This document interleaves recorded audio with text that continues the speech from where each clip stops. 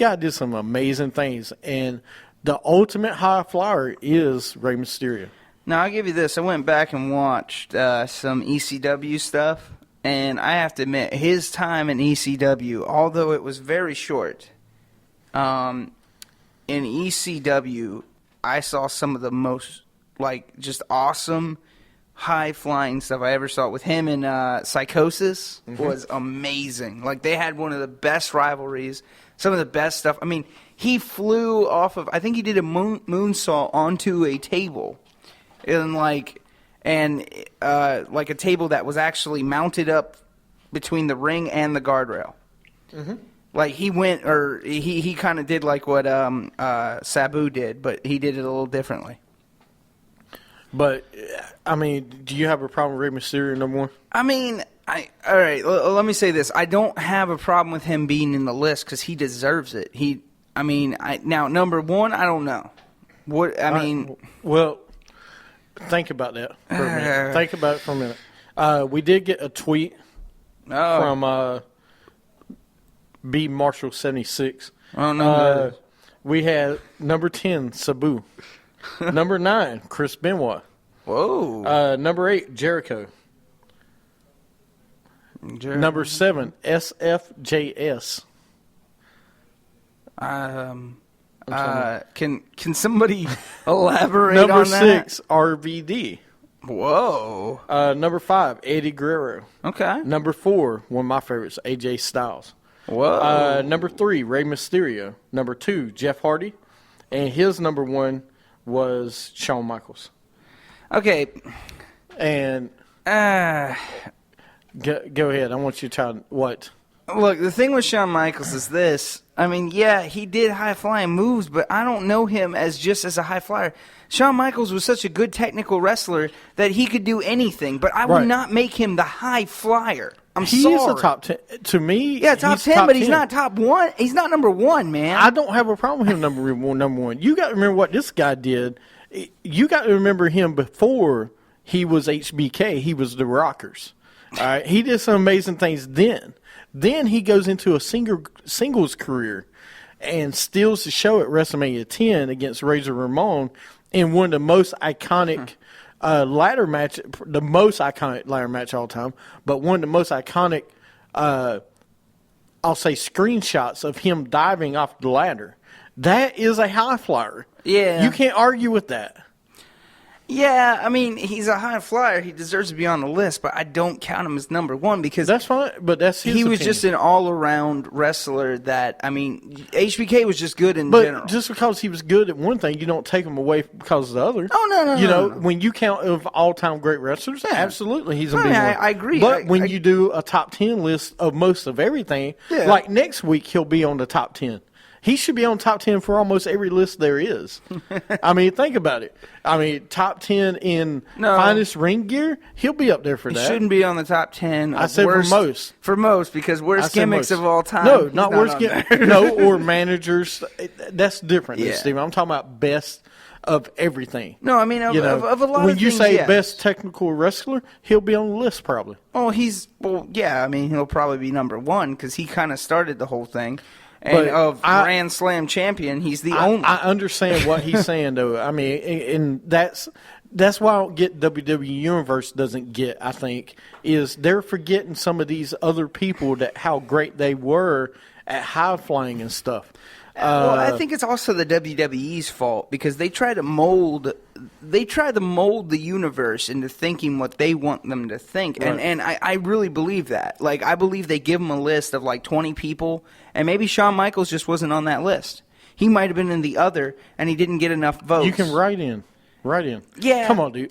Seriously, you don't put Sabu on the list and you ain't going to put Shawn Michaels on the list? Well, Sabu is a whole different story. Okay. You don't put You've got the ECW You don't put fans. Seth Rollins on the list, you ain't going to put Shawn Michaels on the list? Now, that I have a problem with. But so, listen, here's some other names. I want to bring it out. While you would watch the countdown list for highest flyers, they did have a special section for Shane McMahon.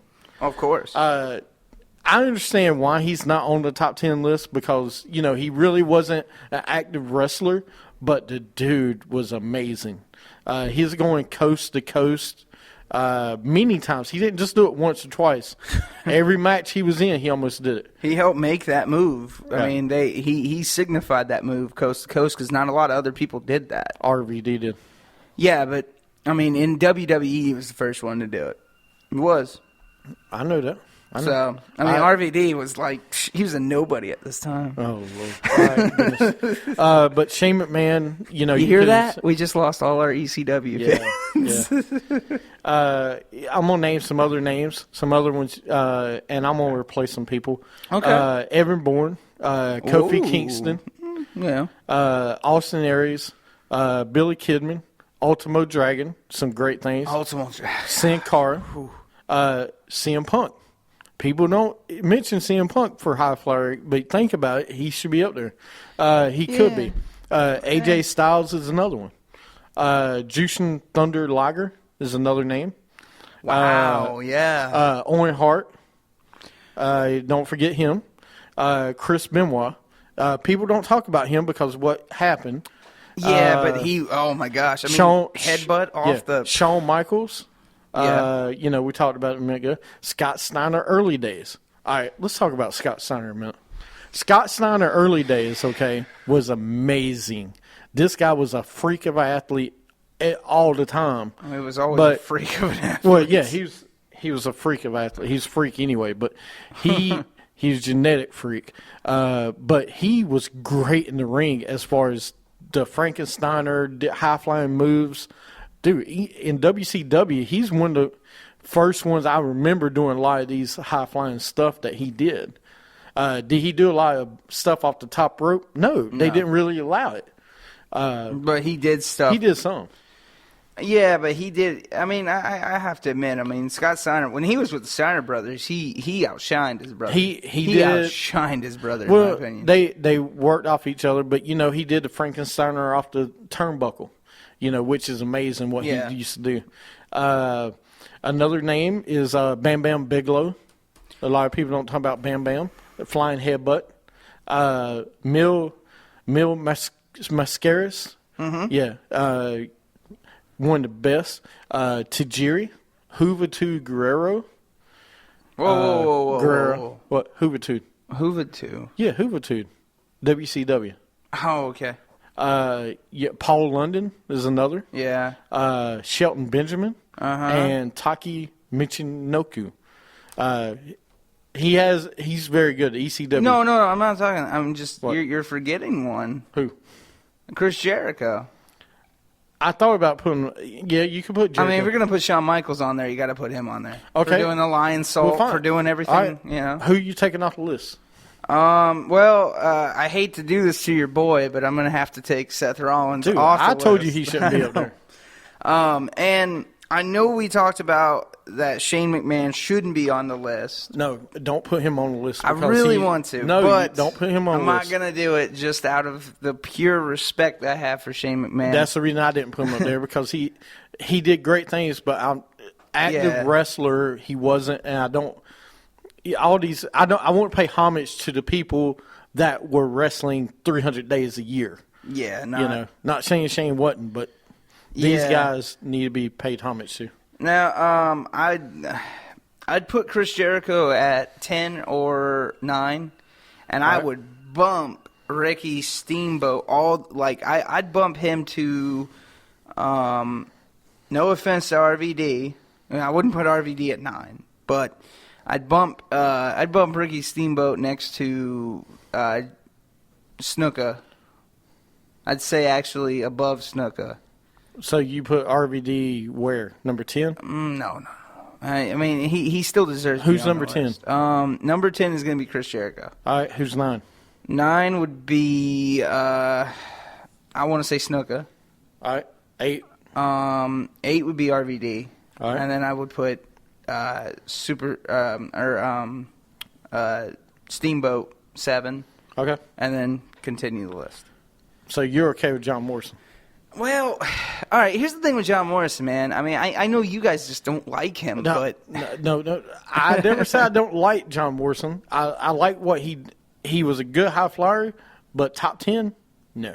Okay, no, I believe he should be top 10, but not 4. He shouldn't be 4. So let me change that up there. I would put RVD in John Morrison's place. I'd put RVD actually in John Morrison's place because he did a lot more than John Morrison did of high flying.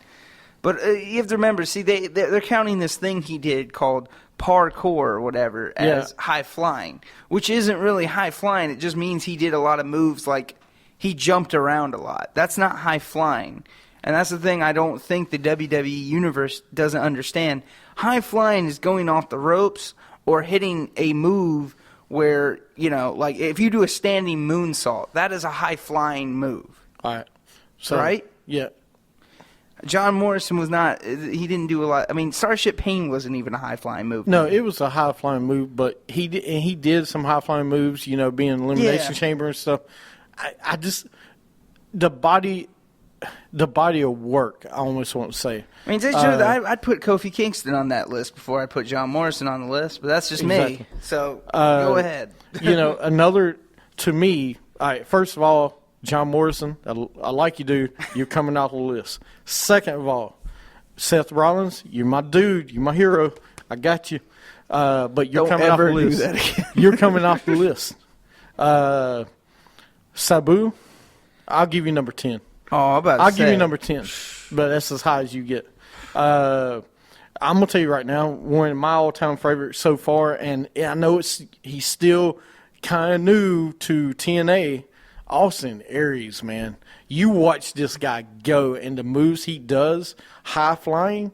He not just technical, but high flying is awesome. So I'm gonna give him number 9. Austin Aries has been there for a while, though.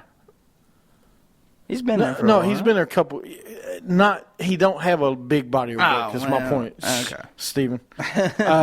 Number 8. I'm putting AJ Styles number 5. AJ Styles. I'm putting AJ Styles number 5. Wow. This guy is that. I mean, if you watch TNA Impact Wrestling when he was there, he is great. I mean, I love him in the ring. You're just a big fan of AJ I am. Styles. AJ Styles is awesome. I'll say number 5. And number 4, actually number 3, I'm putting Shawn Michaels. I'm moving Lita back one. Whoa. Shawn Michaels going number 3. All right. And Jeff Hardy and Mysterio. You know what? Shawn Michaels goes number 1. Jeff Hardy and Mysterio goes back. You did that just to make me mad. No, I'm doing it because I'm thinking about the wrestling and think about the high flying he did. I'm talking about before dude, even against Undertaker, jumping, doing the moonsault onto the announce table. Yeah. That's high flying. It is. And he's not even on top 10? That's ridiculous.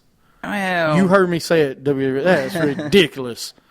So I mean, I think he deserves to be on the list, but not number 1, just because when I think of Shawn Michaels, I don't know him as a high flyer. I know him as a guy that did high flying moves, but when I think of Rey Mysterio or some of these other guys, that's all they really did was high flying. I mean, how many times did Rey Mysterio do a Hurricane Rana? Rey Mysterio did more than you think, though. Yeah. Mysterio, don't get me wrong, deserves to be up there. Yeah. I'm not taking anything away from him. I'm taking stuff away from not RVD, from John Morrison. Just because he's done some fancy moves, that doesn't make him. Ricky Dragon Steamboat to me was a better high flyer than. But it's different times and different periods. Yeah. So anyway, we'll take a break. That was segment 1 and 2. When we get back, we'll get into Raw and some rumors of wrestling. You're listening to Wrestling with Attitude.